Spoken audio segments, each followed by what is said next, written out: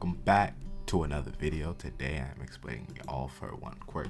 Now All for One of course allows the user to steal quirks from anyone they touch for personal use or transfer the stolen quirks to anyone, as we see with All for One giving One for All to his little brother, and then eventually finding his successor with Shirazaki, giving him most if not everything that All for One possessed. Now, a victim whose quirk has been stolen becomes quirkless and loses any abnormal features if the powers are mutant type. So this affects mutant type quirks anyway. So to be fair, if he stole the dude with the Windex bottle, I'm pretty sure he would be doing that guy a huge favor. Anyway, the subsequent features do not permanently manifest on the user's body, and they can summon the mutant features at will.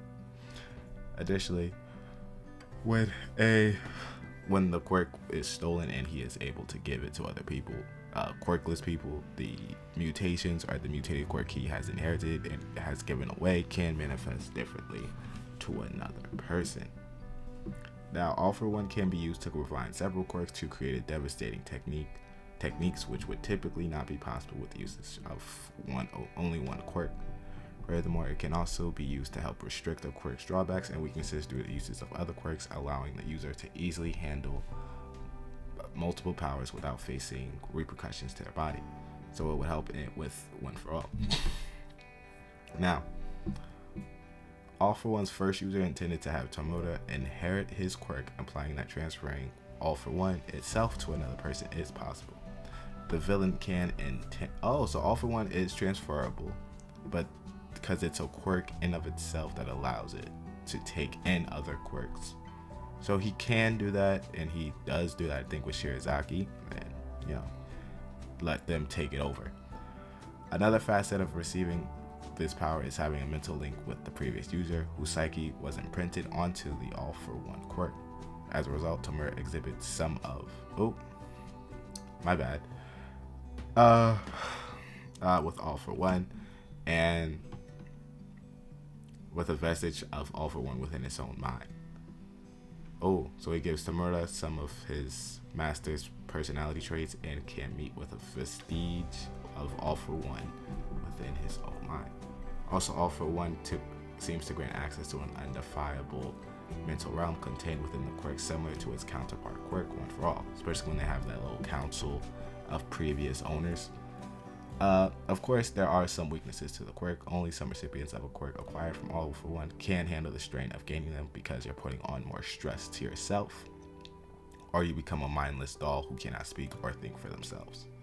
Being quirk empowered before receiving a quirk from All for One is a factor that allows a person's body to withstand the quirk bestowal process.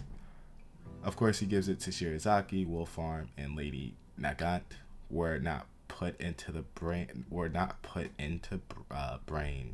dead states upon being endowed with a quirk by All for One, due to already owning their respective quirks. But you can still have strain, as Spinner mind became more unhinged after receiving 2 extra quirks. Again, just the effects that have on people's bodies that All for One gives out. Now, the effectiveness of the quirks that are stolen by All for One depends on his abilities. He stated that he did not want to steal Best Jean's Fibers Master, as it required too much training and experience to master truly. So when he gains the quirk, he doesn't gain all the abilities, getting all the experience. You still have to go out and master them all for yourself, as All for One cannot steal One for All from his wielder, as that quirk by its nature can only be passed on if the present wielder wills it, implying that it's only possible for All for One to take One for All if the current user of the aforementioned quirk allows it. So he's not just able to take One for All. If so, he would have been did this already. Of course. And All for One can only give and take quirks from others. It does not allow the user to destroy the ones they hold, because they would have tried. Even if they threaten the user self. After stealing New Order from Stars and Stripes, the hero placed a rule on her quirk which stated that it would revolt against other quirks, allowing New Order to severely weaken Tomura's body and destroy many of his quirks from within. Of course, another critical weakness of All for One is, for an inheritor of the original quirk variant, is the threat of the previous wielder's will taking over the body and controlling the current user. as was the case with Shirazaki being taken over by All For One.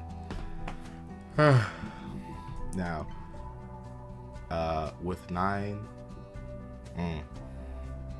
yes. So, unbeknownst, he is only able to, to steal up to 9, at least from what I'm seeing.